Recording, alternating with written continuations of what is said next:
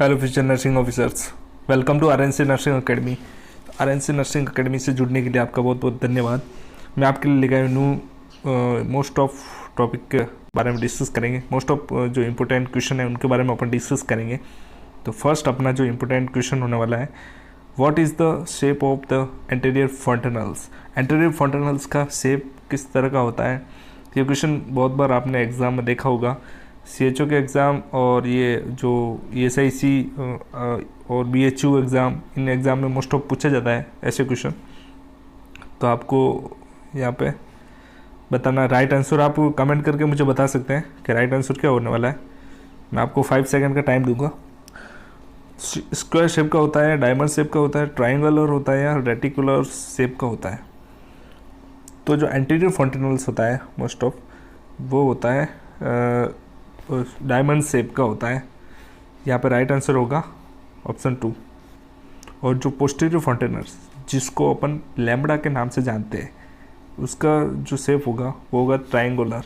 तो posterior fontanelles अगर पूछा जाए तो ट्राइंगुलर शेप का होता है, और एंटीरियर जो फॉन्टेनल होता है वो डायमंड शेप का होता है। और जो एंटीरियर फॉन्टेनल्स होता है वो उसको ब्रेगमा बोला जाता है, और ये 18 मंथ पे होता है क्लोज। और पोस्टीरियर जो होता है वो होता है 12 वीक पे होता है। एक होता है 1.5 साल 18 मंथ पे, और ये होता है 1.5 महीने पे। ट्रायंगुलर जो शेप का होता है लैम्बडा वो 1.5 महीने पे होता है। नेक्स्ट अपना important question, the term pink puffers refers to the client with which of the following conditions। तो इसमें आपको बताना है पिंक प्यूफर्स कौन सी डिजीज को बोला जाता है। ARDS, acute respiratory distress syndrome, asthma, या क्रोनिक ऑब्स्ट्रक्टिव ब्रोंकाइटिस, या एम्फाइसेमा। आपको नॉलेज के लिए बता दूं कि COPD अपन पढ़ते हैं, COPD मोस्ट ऑफ, तो COPD में अपन डिजीज़ पढ़ते हैं एम्फाइसेमा एंड क्रोनिक ब्रोंकाइटिस। तो एम्फाइसेमा को जो बोला जाता है वो बोला जाता है पिंक प्यूफर्स, और जो क्रोनिक ब्रोंकाइटिस होती है उसको बोला जाता है blue bloaters. Pink puffers and blue bloaters. तो एम्फाइसेमा को पिंक प्यूफर्स और क्रोनिक ब्रोंकाइटिस को ब्लू ब्लॉटर्स यहाँ पे राइट आंसर होगा। Next important, what is the positive sign that can be seen in deep vein thrombosis. Deep vein thrombophlebitis भी बोल सकते हैं। तो DVT के अंदर मोस्ट ऑफ क्वेश्चन आया हुआ है एग्जाम के अंदर। हैगार साइन देखने को मिलता है, जैक्यूमेर साइंस या होमान साइन या कर्निंग साइन। कर्निंग साइन जो होता है वो आपको मेनिंजाइटिस के अंदर देखने को मिलता है, और हैगार साइन और जैक्यूमेर साइन ये दोनों आपने OBG के अंदर पढ़े होंगे। जो प्रेग्नेंट वूमन होती है उसके अंदर प्रोबेबल साइन होते हैं। एंड जो राइट आंसर होगा वो होगा होमान साइन। होमान साइन आपको देखने को मिलता है जब डॉर्सिफ्लेक्शन होता है, उस टाइम पेन देखने को मिलता है, उसको होमान साइन बोला जाता है। डीप वेन थ्रोम्बोसिस के अंदर ये देखने को मिलता है। Next important, first active fetal movements perceives by the mother is known as.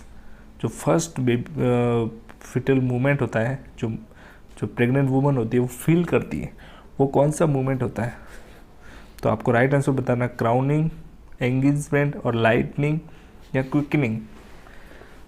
तो क्राउनिंग और एंगेजमेंट ये आपने पढ़े होंगे जब लेबर के अंदर मैकेनिज्म ऑफ लेबर होते हैं, उसके अंदर जो स्टेप्स होते हैं, एंगेजमेंट और क्राउनिंग पढ़े होंगे। और जो लाइटनिंग होता है, लाइटनिंग बेसिकली लाइटनिंग को अपन क्या बोलते हैं, welcome sign of labour. Lightening को क्या बोला जाता है, वेलकम साइन ऑफ लेबर बोला जाता है। जो क्विकनिंग होता है वो मदर को फील होता है। Quickening is the right answer. Fetal movement होता है, active fetal movement, quickening. Next most of important questions, which of the followings organism most commonly cause community acquired pneumonia in adults. Adults के अंदर most of causative organism कौन सा होता है pneumonia का adults के अंदर। तो आपको बताना है एडल्ट्स के अंदर निमोनिया का कॉजेटिव ऑर्गेनिज्म कौन सा होता है। हीमोफिलस इन्फ्लुएंजा, क्लैप्सिला निमोनाई, या स्टेप्टोकोकस निमोनाई, या स्टेप्टोकोकस ओरस। तो यहाँ पे आपको राइट आंसर बताना कमेंट के अंदर। इसका जो राइट आंसर होगा वो होगा streptococcus pneumoniae is the right answer. Exam के अंदर पूछा जाता है, streptococcus pneumoniae is the right answer. Next important questions. The physicians has schedule a client for a left pneumonectomy. यहाँ पे क्वेश्चन में लिखा है कि एक फिजिशियंस है, शेड्यूल्स किया हुआ है कि क्लाइंट्स को लेफ्ट न्यूमेक्टोमी किया हुआ है।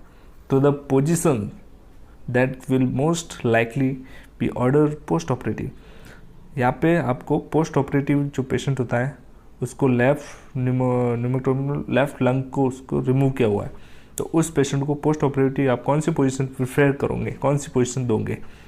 तो यहाँ पे नॉन ऑपरेटिव साइड और बैक देंगे, या ऑपरेटिव साइड्स और बैक, या बैक ओनली, या बैक और आइदर साइड। तो यहाँ पे आपका राइट आंसर जो होने वाला है वो होने वाला है patient co operative side with back देंगे, क्योंकि यहाँ पे पेशेंट्स का एक लंग्स अपन ने रिमूव कर दिया। जैसे लेफ्ट अपने लंग्स रिमूव कर दिया तो पेशेंट को लेफ्ट साइड में और बैक पोजीशन ही देंगे, पेशेंट को लेफ्ट साइड और बैक, लेफ्ट और बैक पोजीशन देंगे, बिकॉज ऑफ पेशेंट का एयरवे प्रॉपर मेंटेन रहेगा इससे। क्योंकि पेशेंट का एक लंग्स निकालने के बाद में उसकी लेफ्ट जो लेफ्ट कैविटी है वो कैविटी होती है वो एम्प्टी हो जाएगी, तो उसके कारण पेशेंट को उसी डायरेक्शन में रखते हैं ताकि वो जगह फील हो जाए, इसलिए पेशेंट का एयरवे भी मेंटेन रहे, इसलिए अपन पेशेंट को ऑपरेटिव साइड में देते हैं। ये क्वेश्चन पूछा गया है, BHU में भी पूछा गया है। Next important image, which of the following diagnostic techniques used to determine कोविड-19। ये क्वेश्चन न्यू लेटेस्ट क्वेश्चन है, यह पूछा जा सकता है अभी एम्स के अंदर कि पेशेंट्स अगर कोविड-19 का पेशेंट है उसके अंदर कौन सा टेस्ट करते हैं, रैपिड एंटीजन टेस्ट करते हैं, एलाइजा करते हैं, सीरोलॉजिकल टेस्ट करते हैं, या RT-PCR करते हैं। अगर आपको स्क्रीनिंग टेस्ट नॉर्मली, अगर स्क्रीनिंग टेस्ट पूछा जाए, अगर स्क्रीनिंग नॉर्मल टेस्ट पूछा जाए तो अपन थर्मल स्कैनिंग करते हैं, नॉर्मल थर्मल स्कैनिंग। और अगर इसका कोविड-19 का टेस्ट पूछा जाए तो RT-PCR करते हैं, polymer chain reaction full form होती है RT-PCR। Then a nurse perform admission assessment on a female client with a diagnosis of tuberculosis. The nurse review the result of which diagnosis test that will confirm this diagnosis. तो यहाँ पे आपको question सही तरीके से पढ़ना है, उसके बाद में राइट आंसर देना है। यहाँ पे पूछा गया कन्फर्मेटिव डायग्नोसिस क्या है। यहाँ पे कन्फर्मेटिव डायग्नोसिस क्या है, ब्रोंकोस्कोपी होती है, या स्पुटम कल्चर, चेस्ट एक्सरे, या ट्यूबरकुलिन टेस्ट। ट्यूबरकुलिन टेस्ट होता है वो स्क्रीनिंग टेस्ट होता है, एक तरह का मॉन्टेक्स टेस्ट बोला जाता है, जिसको कम्युनिटी एक्वायर्ड टेस्ट कर सकते हैं अपन। बट जो इसका कन्फर्मेटरी टेस्ट होता है वो स्पुटम कल्चर होता है। Sputum culture is the confirmatory test. और देन सेकंड प्रायोरिटी पे चेस्ट एक्सरे होता है confirmatory. Next important, HELLP syndrome is complications of. HELLP syndrome कौन सी डिजीज़ के अंदर देखने को मिलता है? हेल्प सिंड्रोम की फुल फॉर्म होती है haemolysis elevated liver enzyme. Then next है low platelets count, low platelets. इसकी फुल फॉर्म पूछी जाती है एग्ज़ाम के अंदर, वन वर्ड के अंदर इसकी फुल फॉर्म में पूछी जाती है। देन इसका राइट आंसर क्या होगा आप मुझे कमेंट करके बताइए। हेपेटाइटिस में देखने को मिलता है, ल्यूकेमिया, एड्स, या प्री एक्लेम्सिया। तो हेल्प सिंड्रोम देखा जाता है वो प्री एक्लेम्सिया के अंदर देखने को मिलता है। Next important question, what is the primary reasons for administering morphine to a client. Morphine देने का प्राइमरी रीजन क्या रहता है? टू सीडेट द क्लाइंट, ये ऑप्शन नहीं होने वाला है। To decrease the client pain, ये हो सकता है। To decrease the client's anxiety, no. To decrease the oxygen demand on the client heart. तो ये बेसिकली मॉर्फिन देने का मोस्ट ऑफ MI के अंदर यही रहता है पर्पज़, आप इस पर्पज़ से देते हैं ना कि पेन, तो ये ऑप्शन गलत हो जाएगा। Option 4 is the right answer. अपना जो फर्स्ट प्राइमरी जो गोल रहेगा वो to decrease oxygen demand, patient की ऑक्सीजन डिमांड को अपन को कम करनी है। तो ऑक्सीजन डिमांड को अगर अपन कम करेंगे तो पेशेंट ऑटोमेटिकली उसका पेन रिड्यूस हो जाएगा। Next 11 number, removal of entire lungs is known as. Lungs को रिमूव करना क्या कहलाता है? न्यूमेक्टोमी, बल्बेक्टोमी, लोबेक्टोमी या प्लूरेक्टोमी।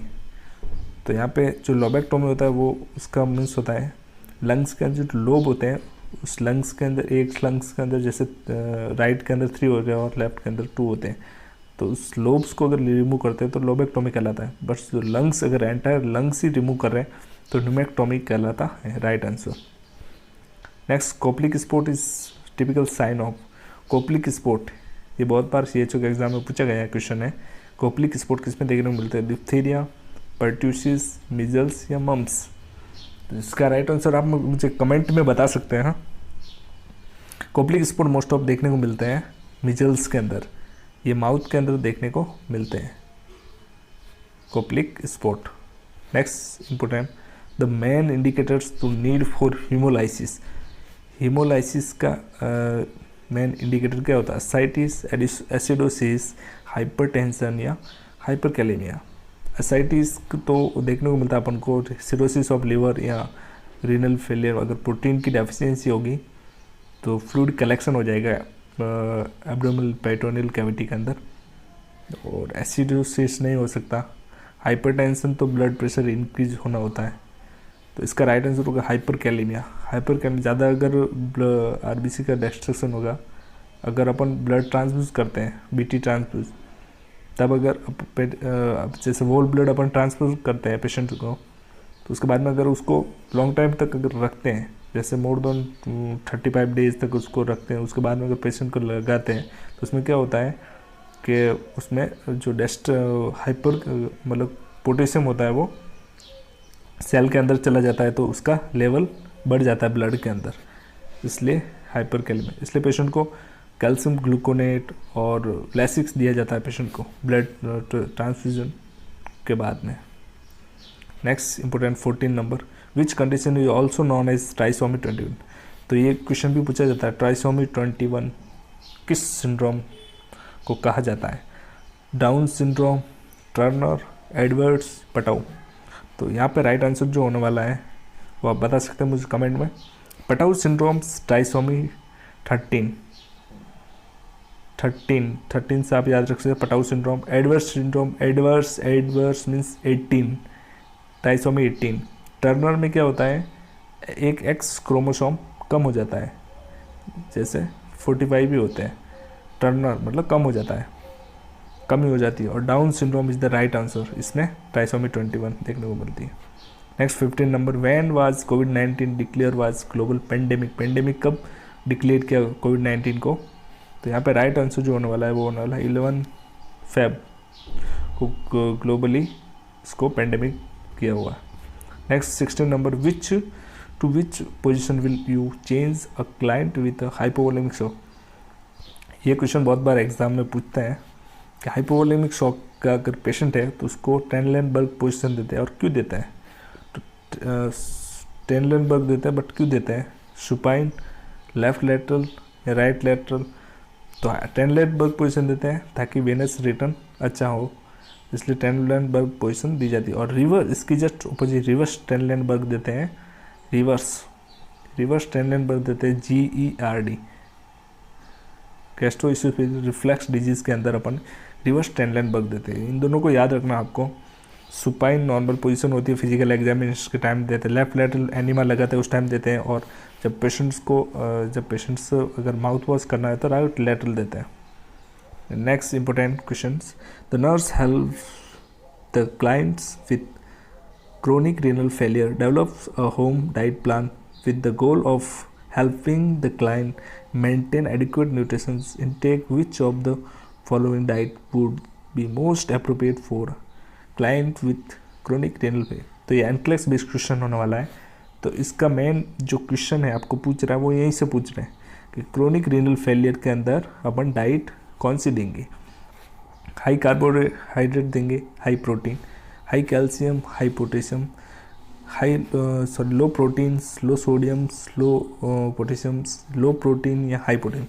तो यहाँ पे पोटेशियम तो ऑलरेडी बढ़ा हुआ, तो पोटेशियम तो राइट देनी ही नहीं है, तो पोटेशियम 2 ऑप्शन राइट गलत हो जाएंगे यहाँ पे। और प्रोटीन भी अपन को हाई नहीं रखना, क्योंकि हाई प्रोटीन रखेंगे तो उसको ज़्यादा अमोनिया बनेगा, अमोनिया कॉज करेगा ज़्यादा एसिडोसिस, तो अपन प्रोटीन भी कम ही देना पेशेंट को। तो अपना राइट आंसर थर्ड हो जाएगा। लो प्रोटीन देंगे, low sodium with low potassium, main low potassium देंगे। Then 18 number, dialysis allow for the exchange of particles across a semi-permeable membrane by which of the following actions? Dialysis करते हैं अपन, patients renal failure का patient होता है, CRF या RF, तो उसके अंदर डायलिसिस करते हैं। तो सेमी परमेबल मेम्ब्रेन जो होती है उसमें किस मतलब कैसे डायरेक्शन में, किस डायरेक्शन में जो एक्सचेंज होता है जो वेस्ट प्रोडक्ट का, ऑस्मोसिस या डिफ्यूजन्स, passes of fluid towards solutions and lower solute concentration, allowing the passage of the blood cells, protein molecules throughout, and passes of solute particles towards the solutions with the high concentration. तो आपने पढ़ा होगा generally osmosis and diffusion is the right answer है, कि low concentration से high concentration से अगर exchange होता है आयंस का, तो इन दोनों का यूज़ किया जाता है डायलिसिस के अंदर।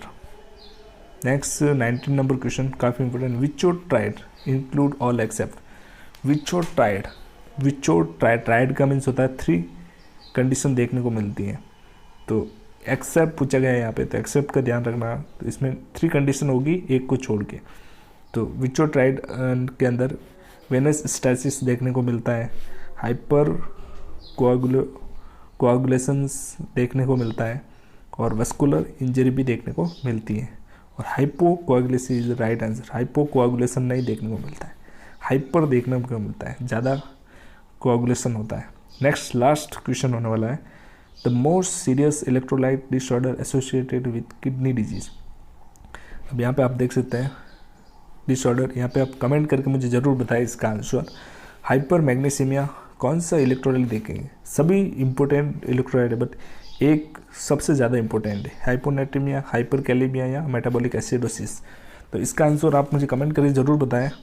हाइपर मैग्नीसीमिया, हाइपोनेट्रीमिया, तो इसमें मोस्ट ऑफ जो अपन किडनी डिजीज़ के अंदर देखते हैं जो इलेक्ट्रोलाइट्स, वो हाइपरकैलेमिया को देखते हैं, मतलब मोर देन 5 से अगर पोटेशियम का लेवल ज़्यादा हो रहा है, तो उस कंडीशन में पेशेंट्स का चेक किया जाता है पोटेशियम लेवल। बिकॉज ऑफ, अगर अपन सोडियम को क्यों नहीं करते हैं, तो सोडियम और पोटेशियम, मेन पोटेशियम आप रेंज देख सकते हैं, पोटेशियम की रेंज क्या होती है 3.5 to 5.1 ही होती है, और सोडियम की रेंज क्या होती है 135 to 145। अगर सोडियम में 2-3 अगर mgdl अगर थोड़ा सा कम हो जाएगा, 1-2 पॉइंट्स अगर कम हो जाएगा, तो सोडियम में कोई फ़र्क ज़्यादा वेरिएशन नहीं आएंगे। बट अगर आप पोटेशियम को देखें, पोटेशियम की वैल्यू इतनी है, अगर इस वैल्यू में भी अगर उसमें अगर 1 या 2 ऊपर नीचे हो गया पोटेशियम, तो बहुत कुछ प्रॉब्लम हो सकती है। तो इसलिए मेन जो फोकस रहेगा अपना पोटेशियम पे रहता है मेन। तो गाइस वीडियो अच्छा लगा होगा तो वीडियो को लाइक करें, शेयर करें और सब्सक्राइब ज़रूर करें, ताकि सबसे पहले नोटिफिकेशन आपको मिले। Thank you guys.